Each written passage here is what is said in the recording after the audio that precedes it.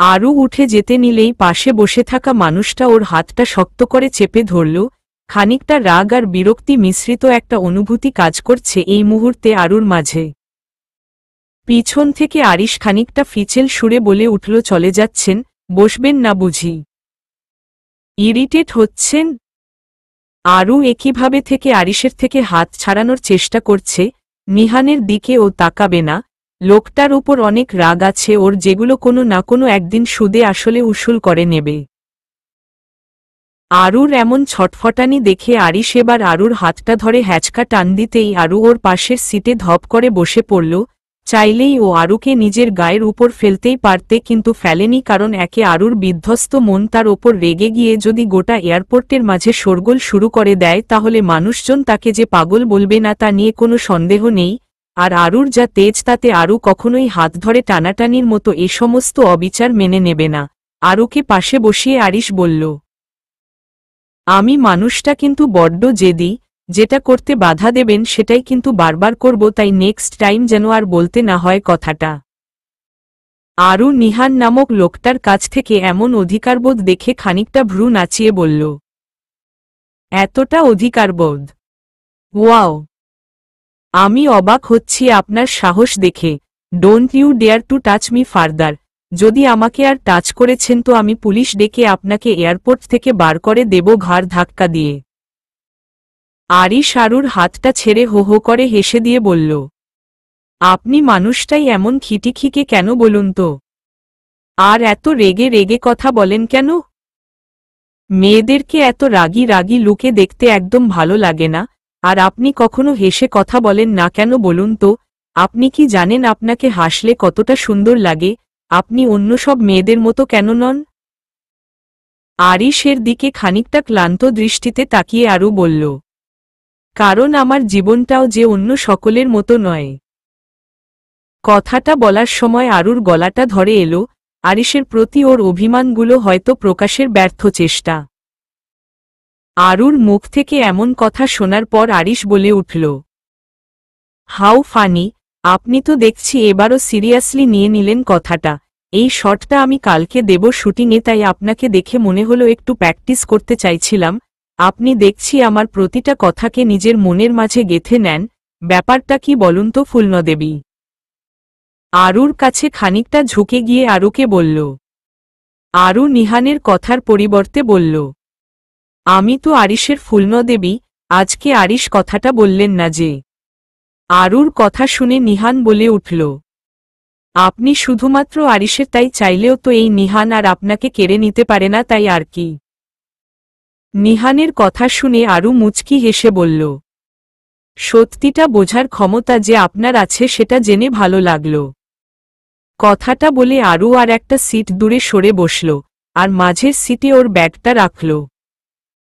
সবসময় শারীরিক দূরত্বই যথেষ্ট হয় না, মানুষটার মনের দূরত্বটা কম থাকলে এগুলো তো কেবলমাত্র একটা অজুহাত। কথাটা বলে আরিশ সেখান থেকে উঠে গেল। প্রায় 1 ঘন্টা ধরে প্লেনে জার্নির পর আরু ঢাকা পৌঁছালো রাত 3টার দিকে। এত রাত্রে যেহেতু কোনো গাড়ি ঘোড়া পাওয়া সম্ভব নয়, তাই আরু আবিরকে ফোন করেছিল যেন ওকে এয়ারপোর্টে নিতে আসে। এয়ারপোর্টে দাঁড়িয়ে আছে আরু। আবির এখনো এসে পৌঁছায়নি। আরুর পাশ দিয়ে নিজের লাগেজগুলো টেনে নিয়ে চলে যাওয়ার আগে আরুর দিকে এক নজর তাকালো, কিন্তু কোনো কিছু বলল না। তারপর একটা গাড়ি আসতেই সে গাড়িতে উঠে চলে গেল আরিশ। আরু লক্ষ্য করেছিল এয়ারপোর্টে অনেক মানুষই নিহানের দিকে অদ্ভুত এক দৃষ্টি নিয়ে তাকাচ্ছিল, যার অর্থ নিহান যে তাদের সামনে ক্রাশ নামক এক ধরনের বস্তু তা তাদের দৃষ্টিতেই বোঝা যাচ্ছিল।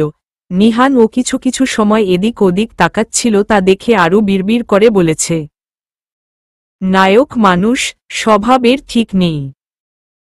নিহানকে হুবহু আরিশের মতো দেখতে, আর সব মেয়েরা আরিশের দিকে এমন নজরেই দেখত, আর সেই জিনিসটা আরুর একদম পছন্দ হতো না।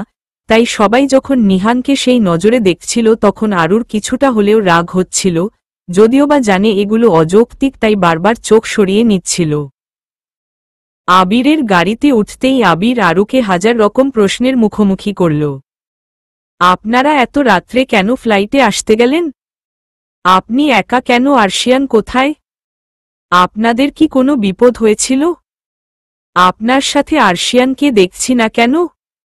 আপনি আমাকে একবারও ফোন করলেন না কেন? আপনি যদি কোনো সমস্যায় পড়ে থাকেন তাহলে আমাকে কেন বলেননি? এই ধরনের হাজারো প্রশ্নে আরু তিতিবিরক্ত হয়ে গেল। একেই মাথাটা ধরে আছে, তার ওপরে আবিরের হাজারো রকম প্রশ্নের উত্তর দিতে গেলেই এখন ওকে নাটাঝামটা খেতে হবে। আরু আবিরের কথা শেষ হতেই বলল, আপনার কাছে জল হবে? আবির আরুর প্রশ্ন শুনে ভ্রু কুঁচকে বলল, হ্যাঁ হবে।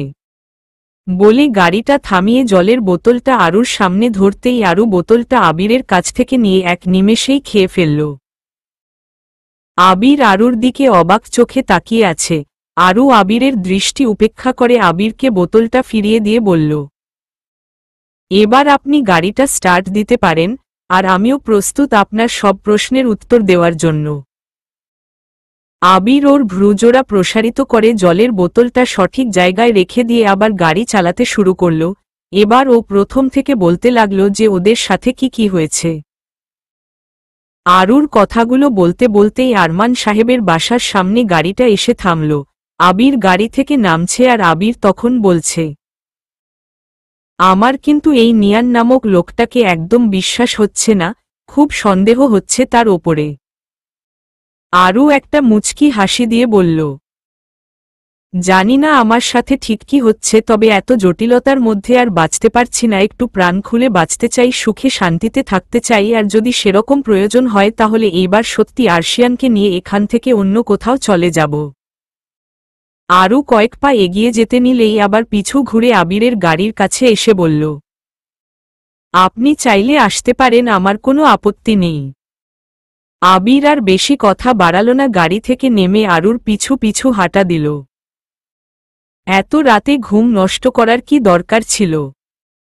কালকে সকালে ও তো আসতে পারতিস, তাতে করে তোর ছেলেকে কি আমরা মেরে ফেলতাম? আরু আরমান সাহেবের দিকে তাকিয়ে রাগী দৃষ্টি নিয়ে বললেন, একদিন বলেছি না আমার আর আমার ছেলের থেকে তুমি দূরে থাকো, তোমার মুখে ওর নামটাও যেন না শুনি। কথাটা বলে আফসানা বেগমের কল থেকে ঘুমন্ত আরশিয়ানকে কোলে নিল। আরু ছেলেকে জাপটে ধরে আছে, আর এদিকে আরমান সাহেব তার বিকৃত মস্তিষ্ক নিয়ে উল্টোপাল্টা কথা বলে চলেছেন। আমি জানি না ঠিক কে বা কারা এমনটা করার চেষ্টা করেছে, তবে যারা চেষ্টা করেছে তার ফল ভালো হবে না। যদি কখনো জানতে পারি এর আসল অপরাধী কে, তাহলে আমি এক একটাকে কেটে পদ্মায় ভাসাবো। কথাটা বলে আরু চলে গেল। আবির শুধু সকলের ভাবভঙ্গি দেখছে, তার বোঝার চেষ্টা করছে এক একজনের মতিগতি। আরমান সাহেব একটা তাচ্ছিল্যের হাসি হেসে বললেন, একটা মেয়ে মানুষ হয়ে এত তেজ কিসের? একদিন ওই তেজই তো রসাতলে যাবে, সেদিন আমিও দেখব। আরমান সাহেবের এমন কথা শুনে আহানের একদম ভালো লাগল না।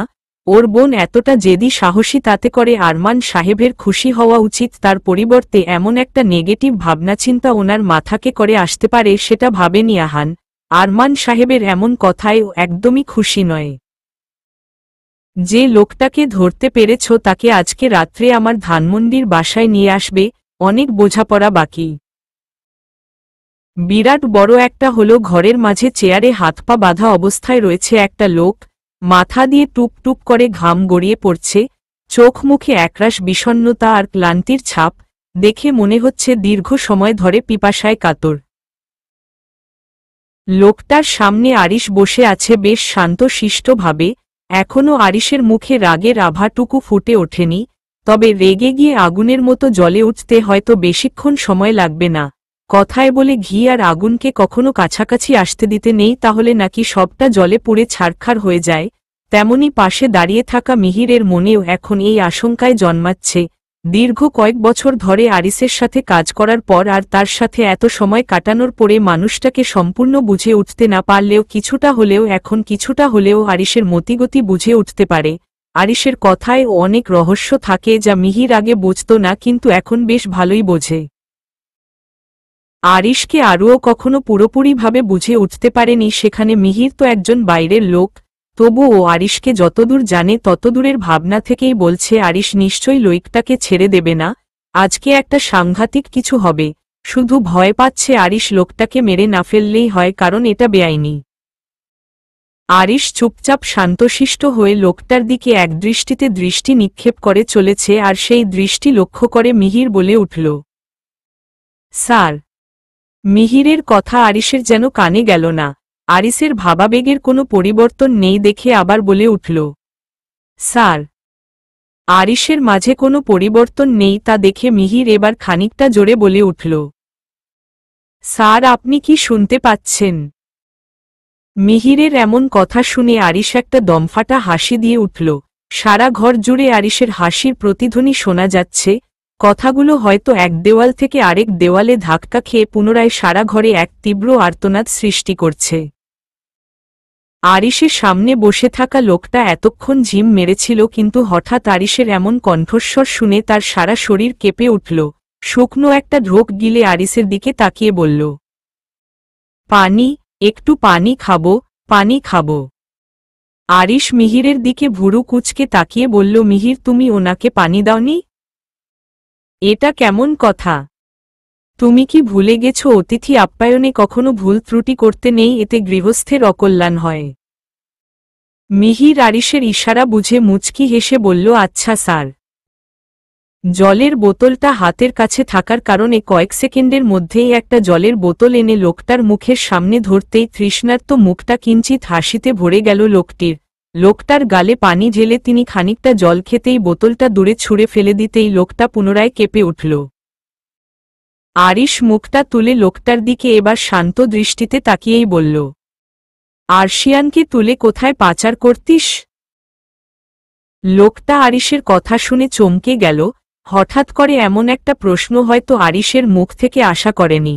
লোকটা ভেবেছিল হয়তো আরশিয়ানকে তুলে নিয়ে যেতে দেখেছে বলেই হয়তো সেই অপরাধে ওনাকে এখানে আনা হয়েছে, কিন্তু হঠাৎ করে আরিশ যে গোয়েন্দাদের ভঙ্গিতে এত কথা বলবে তা ভাবেনি। আর আরিশের এমন কথা শুনে উনি আর অবাক না হয়ে পারলেন না, কারণ যে মানুষটা প্রথম থেকে সবকিছু জানে ওদের পরিকল্পনা, একমাত্র সেই এই সমস্ত বিষয়গুলিকে আন্দাজ করতে পারবে, অন্য কেউ নয়। লোকটা ভয় একটা শুকনো ঢোক গিলল। তবে এটা তো সত্যিই যে উনারা আরশিয়ানকে পাচার করার জন্যই পালিয়ে নিয়ে যেতে চাইছিল। লোকটা চুপ করে আছে দেখে আরিশ এবার খানিকটা গলার আওয়াজ বাড়িয়ে বলল, আপনাদের পাচার কেন্দ্রের ঘাঁটি কোথায়? কোথা থেকে এই সমস্ত কারবার হয় আপনাদের? আর এর মূল কালপ্রিট কে? উনি চুপ আছে দেখে আরিশের চোখমুখ ক্রমাগত লাল হয়ে আসছে। উনাকে চুপ থাকতে দেখে আরিশ এবার নিজের সর্বশক্তি দিয়ে একটা চড় মারলেন ওনার গালে। আরিশের চড় খেয়ে লোকটার মাথার ভেতর ভন ভন করতে আরম্ভ করে দিল। আরিশ এবার উঠে গিয়ে উনার জামার কলার ধরে বলল, তুই আমার কলিজায় হাত দিয়েছিস, তোকে আমি জ্যান্ত রাখব না। মিহির যেন এতক্ষণ এটারই ভয় পাচ্ছিল যে আরিশ বেআইনিভাবে কিছু করে না বসে তাহলে তাতে করে সবটা ঘেটে ঘ হয়ে যাবে। উনার মাথা চক্কর খাচ্ছে আর ওপর একটু বেগতিক করলেই আরিশ হয়তো ওনাকে খুনই করে ফেলবে, সেই ভয় উনি গড়গড় করে আরিশকে সব বলে ফেললেন সত্যিটা। সব সত্যি বলার পর আরিশ আরও হিংস্র হলেই মিহির খানিকটা ভয় পেয়ে বললেন, স্যার বেআইনিভাবে কিছু করবেন না, তাতে করে আপনারই ক্ষতি। মিহিরের কথায় লোকটা ধরেই নিল যে প্রায় আজকে ওনার শেষ দিন, তাই ভয় এবার চিৎকার করে বলল, স্যার আপনার ওয়াইফকে আগামী 10 দিনের মধ্যে চালান করা হবে, আর আরমান সাহেব যদি জানতে পারেন যে আপনি বেঁচে আছেন তাহলে আপনাকে আবার মেরে ফেলার চেষ্টা করবে। আমি যা বলেছি সব সত্যি আপনাকে বলেছি, আপনি এবার আমাকে ছেড়ে দিন, আমাকে মারবেন না। আমার বাড়ি, আমার বউ আর আমার 10 বছরের ছেলে আছে, আমি ছাড়া ওদের কেউ নেই। আপনি আমাকে মারবেন না, আমি কখনো আর এই খারাপ কাজ করব না। আমি এ শহর ছেড়ে চলে যাব, আমার বউ বাচ্চা নিয়ে দয়া করে কিছু করবেন না। লোকটার মুখ থেকে এমন কথা শোনার পরপরই আরিশ লোকটার মুখ বরাবর আরেকবার পাঞ্চ করতেই ওনার ঠোঁট কেটে রক্ত গড়িয়ে পড়ল। আরিশে চোখে আগুনের ধারা বইছে। এতদিন নিজের স্ত্রী সন্তানের থেকে দূরে থাকার বেদনাটা যেন আজ আরও সক্রিয় হয়ে উঠছে, দাও দাও করে জ্বলে উঠছে পুরনো সব ক্ষত। লোকটা যে চেয়ারে বসে আছে সেই চেয়ারের হাতল ধরে উনার চোখে চোখ রেখে বলল, আপনজনদের হারানোর কষ্টটা বোঝেন আপনারা? আপনাদের মতো মানুষের জন্য আজ দীর্ঘ 5 বছর ধরে আমি আমার স্ত্রী সন্তানদের থেকে দূরে দূরে আছি। 1 বছর ধরে বিছানায় শয্যাশায়ী ছিলাম, বিধ্বস্ত অবস্থা হয়েছিল আমার, পাশে আপনজনদের কাউকে পায়নি, বারবার মনে হতো এই বুঝি ছুটে যায় তাদের কাছে, কিন্তু যেতে পারেনি, শুধুমাত্র তাদেরকে আমি রক্ষা করতে পারবো না এবং অন্যথায় তাদেরকে বিপদে পড়তে হবে, তাই নিজের স্ত্রীর সন্তান প্রসবের বেদনা, তার সাথে তার কষ্টটাকে ভাগ করে নিতে পারিনি, তার গালে আলতো করে হাত দিয়ে তার কষ্ট থেকে মুক্তি দেওয়ার জন্য ব্যর্থ সান্ত্বনাটাও তোকে দিতে পারিনি, বলতে পারিনি। আরু পাখি, আর কিছুক্ষণ কষ্ট করো, তারপর দেখো সব ঠিক হয়ে যাবে। ছোট্ট আরশিয়ানের মুখ থেকে বাবা শব্দটা শুনতে পারিনি, স্ত্রীকে ভালোবাসার দৃষ্টিতে দেখতে পারিনি কতকাল, তাকে আলতো করে হাত দিয়ে উঠে পারিনি, মায়ের কোলে মাথা রেখে ঘুমানো হয়নি কত রাত। তাইলে এখন কি সেই সময়গুলোকে আপনি ফিরিয়ে দিতে পারবেন আমার কাছে? পারবেন না। মানুষ নিজের জীবনকে উপলব্ধি করতে পারলে তখন যখন সে সবটা থেকে বঞ্চিত থাকে। আমার জীবনের 5টা বছরকে হারিয়ে না ফেললে বুঝতামই না যে জীবনে আপনজনের গুরুত্ব ঠিক কতটা। আজ নিজের স্ত্রী ছেলেরা এত কাছে থেকেও তাদেরকে বাহুডোরে আবদ্ধ করতে পারি না, বলতে পারি না যে ভালোবাসি, তোমরা ছাড়া আমি অপূর্ণ। কথাগুলো বলছে আরিশ, আর ওর চোখে জলগুলো ঘনীভূত হয়ে আসছে। তার সামনে থাকা অপরাধী দৃষ্টিতে মাথা নত করে থাকা মানুষটার চোখেও এক ফোঁটা জল গড়িয়ে পড়ল, তা মিহিরের চোখ এড়াল না। সত্যি ভালোবাসা নামক জিনিসটা এমনই, কেউ পায় আবার কেউ পায় না। যেমন মিহির চেয়েও তার ভালোবাসার মানুষটিকে নিজের কাজে আঁকড়ে ধরে রাখতে পারেনি। কথাগুলো ভাবতেই মিহির একটু আবেগী হয়ে পড়ল, আর চোখের কোনো জমে থাকা জলটা ঝটপট করে হাত দিয়ে মুছে নিল। পুরুষ মানুষের যে কাঁদতে মানা। আরিশ নিজেকে সামলে নিয়ে বলল, আপনি যা করেছেন ঠিক করেননি, আপনাকে ছেড়ে দিল বাকি অপরাধীদের প্রতি অবিচার করা হয়, আর সেই অবিচার কখনো আরিশ খান করেনি আর আজও করবে না। কথাটা বলে আরিশ বেরিয়ে গেল। আরশিয়ান আবিরের সাথে একটু বাইরে গেছে শপিং করতে। আরু যদিও বা আরশিয়ানকে পাঠাতে চায়নি। কয়েকদিন আগের ঘটে যাওয়া ঘটনাগুলো মনে পড়লেই বারবার কেঁপে কেঁপে ওঠে আরু। এখন খুব সহজেই কাউকে বিশ্বাস করতে যেন খুব কষ্ট হয়। মানুষ কতটা খারাপ হলে একটা বাচ্চা ছেলের সাথে এতটা খারাপ কাজ করতে উদ্যত হতে পারে, সেটার জ্বলন্ত প্রমাণ কিছুদিন আগের ঘটনা। প্রায় 4 দিন হয়ে গেল, পরিস্থিতি স্বাভাবিক হয়েছে। আরুর জানামতে পুলিশ অপরাধীকে ধরতে পেরেছে, কিন্তু অপরাধী এখনও কোনো কিছুই স্বীকার করেনি, এমনটাই আরু জানে, আর তার সাথে সবাইকেই এটা জানানো হয়েছে। তাতে আর যাই হোক, আরমান সাহেবর রাতের ঘুম হারাম হয়নি। এত কিছুর পর এখন আর আরুর মধ্যে আসল সত্যটা জানার মতো তৃষ্ণাটুকু নেই বললেই চলে। এই সমস্ত কাজ যে করেছে সে যে আরুর শুভাকাঙ্ক্ষী হবে না, এটা ভেবেই নিজেকে দমিয়ে নিয়েছে। নতুনভাবে আঘাত পেলে যেন বড্ড কষ্ট পাবে। হতেও পারে যে ওর খুব কাছের কেউই এমনটা করেছে। কথাগুলো আরু আন্দাজ করতে পারে এখন বেশ।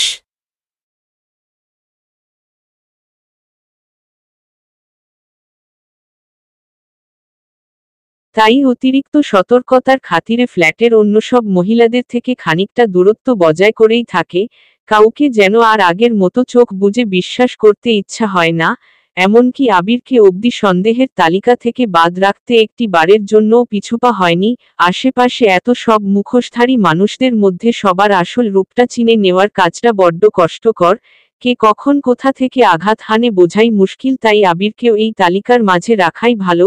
তবুও কখনো যেন আরুর আবির নামক মানুষটার ওপর খারাপ ভাবনা আসেনি। যতবারই বিপদে পড়েছে আবির আরুকে ততবারই সাহায্যের জন্য এগিয়ে এসেছে, কখনো খারাপ দৃষ্টিতে তার দিকে তাকায়নি। এসব ছাড়াও আরু আবিরের আর কোনো খারাপ দিক আরও লক্ষ্য করেনি। কিন্তু মাঝে মাঝে আবির ওর ব্যক্তিগত জীবনে খানিকটা হলেও অধিকার খাটাতে চায়, সেই জিনিসটা একদম পছন্দ নয় আরুর।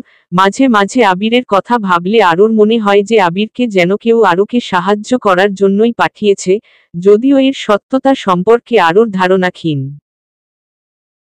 আবিরের সাথে আরশিয়ানকে পাঠানোর কোনো ইচ্ছা ছিল না, তবুও আবির অনেক জোর করছিল আরশিয়ানকে নিয়ে যাবে বলে। তাছাড়া আরশিয়ান যেন আবিরের সাথে বন্ধুর মতো মিশে গেছে, সেও যাওয়ার জন্য জেদ করে বসতেই আরুও আর মানা করতে পারল না। আবির আর আরশিয়ান বেরিয়েছে প্রায় 20 মিনিট হল। এর মধ্যে 3বারের মতো আবিরকে কল করা হয়ে গেছে। প্রতি 7 থেকে 8 মিনিট অন্তর অন্তর ফোন করছে আরশিয়ান ঠিক আছে তো এই কথাটা জানতে। আর আরুর কথার উত্তরে প্রতিবারই আবির মুচকি হেসে অত্যন্ত সাবলীলভাবেই বলেছে, আপনি কি আমাকে বিশ্বাস করতে পারছেন না? আমাকে দেখে কি আপনার চোরডাকাত মনে হয়? আচ্ছা, সে না হয় হলো, যদি তেমনটাই হয়ে থাকে তাহলে আমাকেও কেটে পদ্মায় ভাসাবেন কেমন? আবিরের বলা লাস্ট কথাটা শুনতাই আরও খানিকটা ইতস্তত বোধ করে লজ্জা পেল, হয়তো একটু বেশিই চিন্তা করে ফেলছে আরশিয়ানকে নিয়ে, আর সেই জন্যই বারবার আবিরের দিকে সন্দেহের তীর ছুড়ে দেওয়াই আবির বাধ্য হয়ে এ কথা বলেছে। আবির রিকশা করে আসলো, আরশিয়ানের হাত ধরে রিকশা থেকে নেমে ভাড়াটা দিয়ে এদিক ওদিক তাকালো, হয়তো কারো আসার অপেক্ষা করছে। আরশিয়ানের হাতটা ধরে আছে আর এদিক ওদিক তাকাচ্ছে। রাস্তায় কত লোকজন, খোলা যানজট, দোকানপাট, উচ্চ বিল্ডিং, ফ্ল্যাট, হাজারো মানুষের কোলাহল, এর পরিপূর্ণ ঢাকা শহর। আবির হাত ঘড়ির দিকে তাকালো, নির্ধারিত সময়ের আগেই পৌঁছে গেছে, তাই ও খানিকটা সময় অপেক্ষা করলেও সেটাই খুব একটা ক্ষতি হয়ে যাবে না। হঠাৎ করে হাতে প্রচণ্ড রকম ঝাড়ি খেতেই আবির দেখল আরশিয়ান ওর হাত ছেড়ে সামনের দিকে দৌড়াচ্ছে। আবির ও আরশিয়ানকে বাধা দিল না, কারণ সে জানে কি জন্য আরশিয়ান দৌড়ে গিয়েছে। দূরের কালো গাড়িটার কাছে দাঁড়িয়ে থাকা মানুষটার দিকে ছুটে যেতেই মানুষটা আরশিয়ানকে কোলে তুলে নিয়ে জড়িয়ে ধরল। আরশিয়ান ও তার গলা জড়িয়ে ধরে বড় বড় নিঃশ্বাস নিচ্ছে। এতটা দৌড়ে আসতে গিয়ে খানিকটা হলেও হৃদস্পন্দনের গতির হারটা বেড়ে গেছে, আর যাকে জড়িয়ে রয়েছে তার হৃদস্পন্দনটাও বেড়ে গেছে, নিজের ছেলেকে কাছে পাওয়ার খুশিতে। আরিশ আরশিয়ানকে জড়িয়ে ধরে আছে, গায়ে রয়েছে হলুদ রঙের একটা পাঞ্জাবি, তাতে আরশিয়ানের জুতোয় বিদ্যমান ধুলোগুলো খানিকটা হলেও বিক্ষিপ্তভাবে লেগে গেছে, যার ফলে হলুদ পাঞ্জাবিটায় সাদা সাদা ছোপ দেখা যাচ্ছে। আরশিয়ানকে জড়িয়ে ধরে আছে আরিশ, অনেকক্ষণ হলো দুজন একই অবস্থায় রয়েছে। হঠাৎ আরিশ বলে উঠল, আমার চ্যাম্পটা দেখছি একটা সুপারম্যান, কেমন করে তার বাবার কাছে চলে এলো দৌড়ে। আরিসের কথা শুনে আরশিয়ান দু হাত দিয়ে আরিসের ওর গলাটা জড়িয়ে ধরে আরিসের মুখোমুখি হয়ে বলল, I am not Superman, I am ছোট আরিশ, ইউ নো। কথাটা বলে খিলখিল করে হাসতে লাগল আরশিয়ান। আরশিয়ানের ছোট্ট ছোট্ট আঙুলের ফাঁক দিয়ে তার এলোমেলো দাঁতগুলো দেখা যাচ্ছে, সেগুলো এমনি এমনি আর এলোমেলো হয়নি, অতিরিক্ত চকলেট খাওয়ার ফলে দাঁতে পোকা ধরেছে। এই মুহূর্তে আরশিয়ানের এই হাসিটা ফ্রেমবন্দি করে রাখতে পারত, তাহলে হয়তো মন্দ হতো না। আরশিয়ানকে নিয়ে ধীর পায়ে হাঁটতে হাঁটতে গিয়ে আবিরের সামনে গিয়ে বলল, আমার ছেলের দাঁতে পোকা লাগার সমস্ত দায়ভার কিন্তু আপনার, মিস্টার আবির। আবির আরিশের কথা শুনে খানিকটা ভ্রু কুঁচকে বলল, একদম আমাকে ব্লেম করবেন না, ছেলেকে চকলেট কিনে দেওয়ার জন্য মাসে মাসে হাজার হাজার টাকাগুলো কে পাঠায়? সেগুলো যে মিস্টার আরিশ পাঠায় সেটা কি কেউ জানে? কথাটা শুনে আরিশ হেসে ফেলল। আবিরের কপাল থেকে ঘাম গড়িয়ে পড়ছে, টানা রোদের মধ্যে এতক্ষণ ধরে দাঁড়িয়েছিল তা আবিরের চোখ মুখ দেখেই বোঝা যাচ্ছে। আবিরের এই অবস্থা দেখে আরিশ বলে উঠল, এম আই ভেরি লেট? না, আপনি ঠিক টাইমের মধ্যে এসেছেন, আমি খানিকটা আগে চলে এসেছি।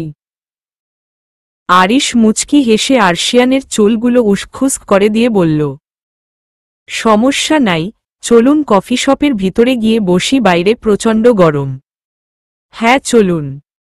ভ্যাপসা গরমের মাঝে আরিশ নিজের আর আবিরের জন্য কোল্ড কফি অর্ডার দিয়েছে, আর আরিশ আরশিয়ানের জন্য আইসক্রিম অর্ডার দিয়েছে। এখানে আসার পরপরই আরিশের কানে একরাশ অভিযোগ উঠে এসেছে আরশিয়ানের কাছ থেকে। আরশিয়ান আদো আদো কণ্ঠে বলল, জানো তো পাপ, মাম্মা আমাকে একদম আইসক্রিম খেতে দেয় না, জ্বালা আইতক্রিম খায় তালা নাকি ব্যাড বয় হয়ে যায়। তুমি বলো আমি কি ব্যাড বয়? আরিশ ওর পকেট থেকে সানগ্লাসটা নিয়ে আরশিয়ানের চোখে পরিয়ে দিয়ে বলল, একদম নয়। চশমাটা পরে আরশিয়ান খানিকটা দাবাং ভঙ্গিতে বলল, এই আরিশ তোর বউকে বলে দিবি সে যেন আমাকে বেশি বেশি করে চকলেট আইসক্রিম দেয়। কথাটা শুনে আরিশ আর আবির হো হো করে হেসে দিল। আবির আরশিয়ানকে আগে কখনো এত প্রাণ খুলে কথা বলতে দেখিনি, হয়তো আরু যেমন করে ওকে যে পরিবেশের সাথে মানাতে শিখিয়েছে সেইভাবে হয়তো আরশিয়ান ও মুখ বুজে মেনে নিয়েছে, কখনো মায়ের কথার অন্যথা করেনি। বাবার সাথে সময় কাটাতেই হয়তো সেই বন্দি জীবনের খোলস থেকে বেরিয়ে এসেছে আরশিয়ান। যতই হোক বাচ্চাদের মন যেমনটা শেখানো হয় তারা তেমনটাই শিখে, তেমনি আরশিয়ানের ক্ষেত্রেও তার হয়তো অন্যথা হয়নি। আরশিয়ানকে যে আরও অত্যন্ত শ্রদ্ধানিষ্ঠা আর জ্ঞানের সাথে বড় করে তুলছে তাতে কোনো সন্দেহ নেই। আবির মাঝে মাঝে আরুর মুগ্ধ হয়।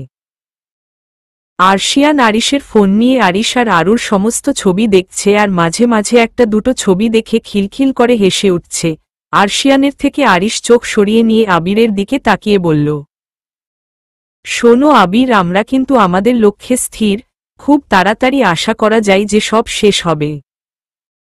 আবির একটা দীর্ঘশ্বাস নিয়ে টেবিলের ওপরে মাথা রেখে বলল, সবকিছু তাড়াতাড়ি শেষ করুন স্যার, এখনো যে আমার বিয়ে করা বাকি। আবিরের কথা শুনে আরিশ একটু উচ্চস্বরে হাসল। সত্যিই ওদের জন্য আবিরের বিয়েটা আটকে রয়েছে সেই 1.5 বছর ধরে। বেচারা বিয়ে করবে বলেও করতে পারছেন না।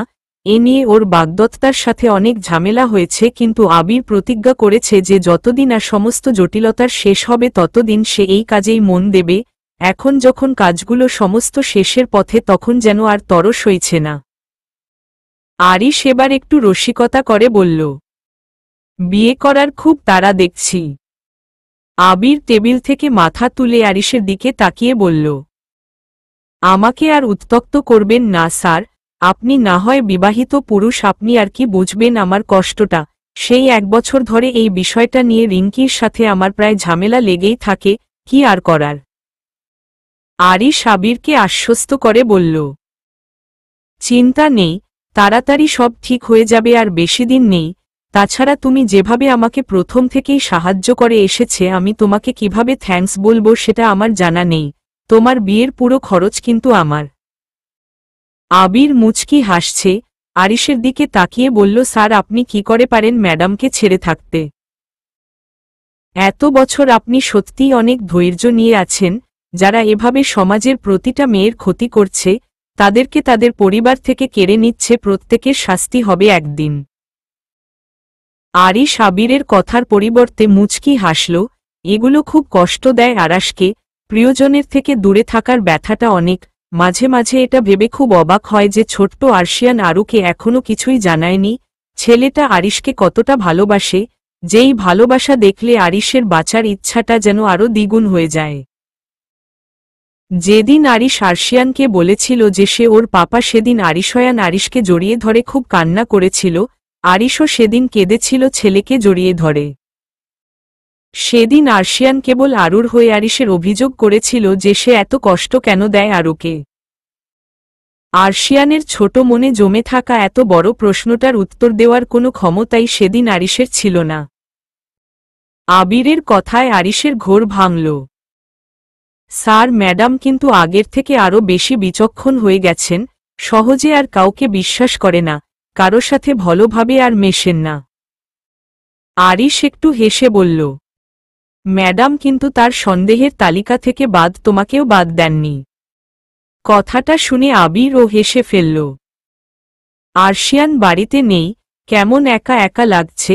অফিসে ছুটির খাতায় বাড়তি একটা দিন নষ্ট হল। একটু ভেবে সানাকে একটা কল করল, ওর থেকে ওই বাড়ির খবরাখবর নেবে। এতক্ষণ ধরে এটাই ভাবছিল যে ওর হয়তো এতটা ব্যাপারটা না হয়ে একটু সতর্ক হওয়া ভালো, আর নিহানের কথাটাও সানাকে জানাবে ও। ফোন করতেই কিছুটা দেরিতে হলেও সানা ফোন ধরল। আরুর কল দেখে মনের মাঝে একরাশ সাহস পেল। এই কদিন এই বাসায় যা হচ্ছে সেই কথা নিজের মনের মাঝে পাথরের মতো চাপিয়ে রাখা ওর পক্ষে সম্ভব না। আহানকেও কিছু বলতে পারছে না, আজ আরুকে ও সবটা বলবে, তাতে যদি আরুকে খানিকটা হলেও সতর্ক করা যায়। সানাকে ফোন করে আরু দেওয়ালে মাথা ঠেকিয়ে সামান্য ক্ষীণস্বরে বলল, কেমন আছিস? আজ বহুদিন পর আরুর কণ্ঠস্বর পেয়ে সানা মনে খানিকটা উত্তেজনা পেয়েছে। তাছাড়া বাড়ির যা পরিস্থিতি তাতে নিজেকে কেমন আবদ্ধ জীবনের মধ্যে কল্পনা করছে সানা, যে জীবনের সাথে মানিয়ে নিতে নিজেকে বড্ড কষ্ট হচ্ছে। ছোট্ট মুগ্ধতা আছে বলে সময়টা কোনো রকমভাবে কেটে যায়, আর এখন তো আফসানা বেগম বেশিরভাগ সময় ঘর থেকে বের হন না। আরমান সাহেব নিজের মতো চলে, ওনার সাথে এখন কথা বলতে সানার ভয় লাগে। সারাদিনের ব্যস্ততায় ভরপুর থাকে আহান। সেই সকাল সকাল বেরিয়ে যায় আবার রাতে বাসায় ফেরে, জীবনটা যেন কোথাও একটা গিয়ে থেমে গেছে আর আগের মতো জীবনের সেই সৌন্দর্যটা আর নেই। সানা দীর্ঘশ্বাস ছেড়ে বলল, আমি ভালো নেই, আমার আজকে তোকে অনেক কিছু বলার আছে। তোর সাথে কথা বলার জন্য আমি এতদিন ধরে ব্যাকুল হয়েছিলাম, কিন্তু কোনো এক অজানা টানে আমি যেন বলতে ভয় পাচ্ছিলাম, কিন্তু এখন তোর সাথে কথা বলে যেন আমার আর কোনো কিছুই ভয় লাগছে না। এখন মনে হচ্ছে আমি হাজারো দ্বিধা অতিক্রম করে তোকে কথাগুলো বলতে পারি, আর এই কথাগুলো তোকে না বললেই নয়। একনাগাড়ে কথাগুলো বলে গেল সানা, কথাটা বলেই নিঃশ্বাস ছাড়ল সানা। সানার এই বিশাল দীর্ঘশ্বাস দেখে আরুর ভ্রু কুঁচকে এলো, ও বলল, কেন, নতুন করে কি আবার কোনো সমস্যা হয়েছে?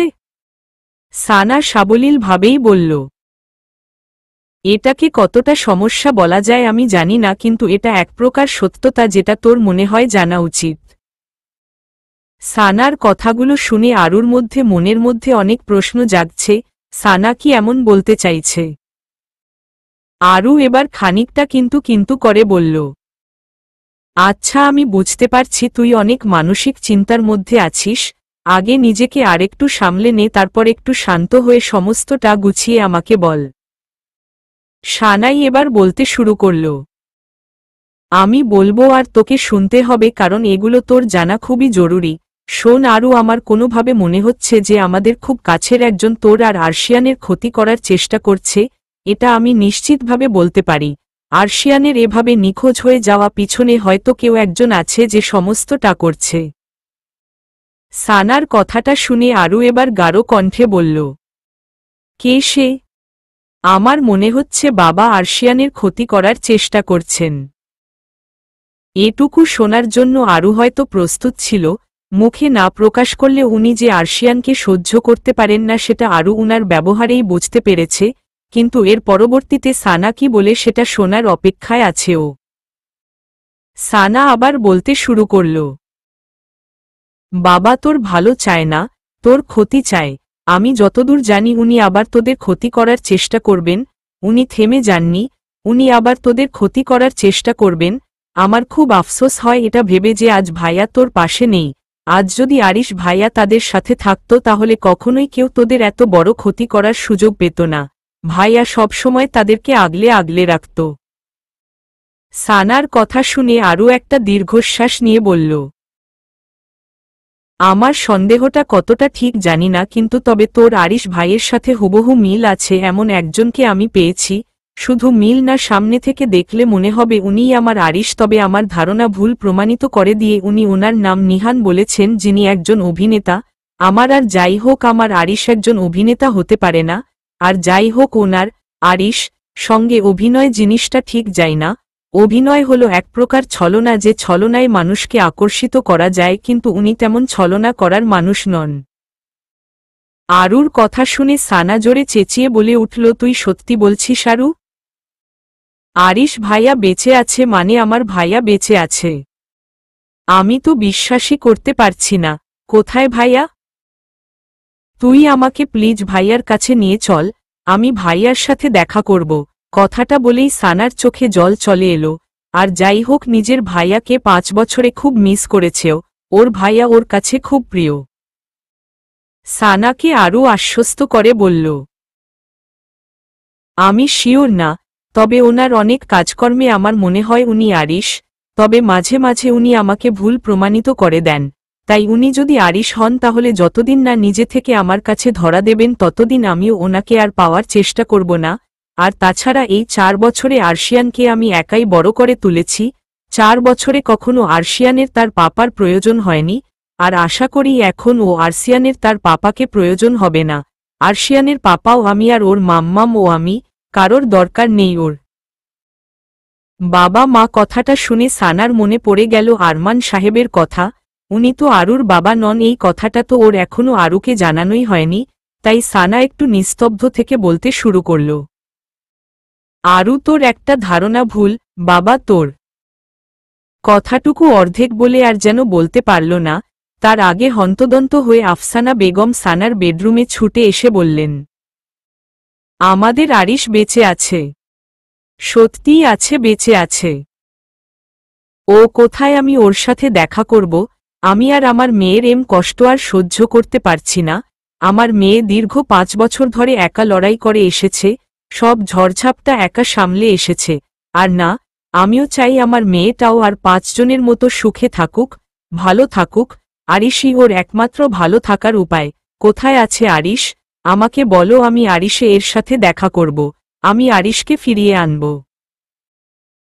কথাটা বলে আফসানা বেগম কান্না করতে শুরু করে দিলেন। হঠাৎ ওনার এমন কান্নাকাটি দেখে সানা ঘাবড়ে গেল বেশ। ফোনের ওপার থেকে সমস্তটা আরুর কানে যাচ্ছে। ওর মায়ের করা পাগলামিগুলো স্বাভাবিক। সকল মায়েরা তার মেয়ের সুখের জন্য এমন পাগলামিটা করে থাকেন, উনার ক্ষেত্রেও তার ব্যতিক্রম নয়। আফসানা বেগম সানার হাত থেকে ফোন কেড়ে নিয়ে কানে ধরে বললেন, আরু মা আমার, আমি আরিশকে তোর জীবনে ফিরিয়ে দেব। কেউ থাকুক আর না থাকুক, তোর আম্মু সবসময় তোর সাথে আছে।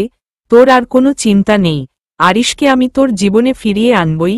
আরিশ কোথায় থাকে শুধু একটা বার আমাকে সেটা বল, আমি ওর সাথে দেখা করব। আরও অনেকভাবে বোঝানোর চেষ্টা করল যে ওটা আরাশ নয় নিহান, তবুও উনি মানতে নারাজ। যতই হোক মায়ের মন, সন্তানের সুখের জন্য যে কোনো কাজ করতে পারে। বনানী 1 নম্বর রোডে থাকেন উনি, আর তাছাড়া উনি সবার সাথেই অপরিচিতর মতো ব্যবহার করেন। উনি যদি তোমার সাথে খারাপ ব্যবহার করেন তাহলে তুমি আর কখনো ওনার সাথে যোগাযোগ করার চেষ্টা করবে না। আফসানা বেগম কাঁদতে কাঁদতে বললেন, একবার তো চেষ্টা করে দেখতেই পারি, সমস্যা কোথায়? তুই চিন্তা করিস না, আমি কালকেই আরিশের সাথে দেখা করতে যাব। আরুর আর কিছু শুনতে ভালো লাগছে না, সমস্ত কিছুতেই বিরক্তি কাজ করছে। সানাকে ফোন করেছিল খানিকটা প্রাণ খুলে কথা বলবে, তাই কিন্তু হিতে বিপরীত হল। এতে ওর অস্বস্তির মাত্রাটা যেন আরও বেড়ে গেল। ওর মায়ের পাগলামো আর আরমান খানের সমস্ত কার্যকলাপ শুনে এখন মনের মধ্যে রাগ লাগছে। ফোনটা বিছানায় ছুঁড়ে ফেলে রুম থেকে বেরিয়ে গেল। এখন একটু বাইরে হাঁটবে, যদি অস্বস্তি আর বিরক্তির মাত্রাটা কমে। আরশিয়ানের এখনও স্কুল খুলেনি, তাই অফিস টাইমে তো আর আরশিয়ানকে একা ফেলে রেখে আসা যায় না, তাই নিজের সাথে আরশিয়ানকে নিয়ে এসেছে আরু। যদি বা আবির নিজের সাথেই আরশিয়ানকে রাখতে চেয়েছিল, কিন্তু আরু যে এখনও কাউকে বিশ্বাস করে উঠতে পারছে না, তাই জন্যই আরশিয়ানকে নিজের সাথে নিয়ে আসা। অফিসে ঢুকতেই লারার আরশিয়ানকে দেখে আরশিয়ানকে কলে নিয়ে নিজের ডেস্কের দিকে নিয়ে গিয়ে বসালো। লারা আরশিয়ানকে খুব ভালোবাসে, মাঝে মাঝে আরশিয়ানের জন্য চকলেট আইসক্রিম পাঠায়, আবার মাঝে মাঝে ফোনে কথাও বলে, তাই আর কাউকে না চিনলেও আরশিয়ান লারাকে বেশ ভালোই চেনে। আরু নিজের ডেস্কে ওর ব্যাগটা রেখে মিনহাজ সাহেবের রুমের দিকে যেতেই দেখল রুমের দরজা বন্ধ। তার অর্থ আজকে উনি অফিসে আসেননি। ওনার সাথে খানিকটা দরকারি কথা বলার জন্য আরু উনার রুমে গিয়েছিল। তাছাড়া এতদিন ছুটি কাটানোর পর অফিসে এসেছে আরু, আর উনি অফিসের বস, তাই ওনার সাথে দেখা করাটা আবশ্যক। ওনাকে না পেয়ে হতাশ হয়ে নিজের জায়গায় ফিরে এলো আরু। হঠাৎ খেয়াল করল উনি অফিসে ঢুকছেন, তবে খানিকটা বিধ্বস্ত হয়ে। মন মেজাজ যে ঠিক নেই তা বলাই বাহুল্য। ওনাকে অন্যদিন সাধারণত এমন দেখাই না, বেশ প্রাঞ্ছল লাগে, তবে আজকে এমন দেখাচ্ছে কেন? কি হয়েছে ওনার? চলবে।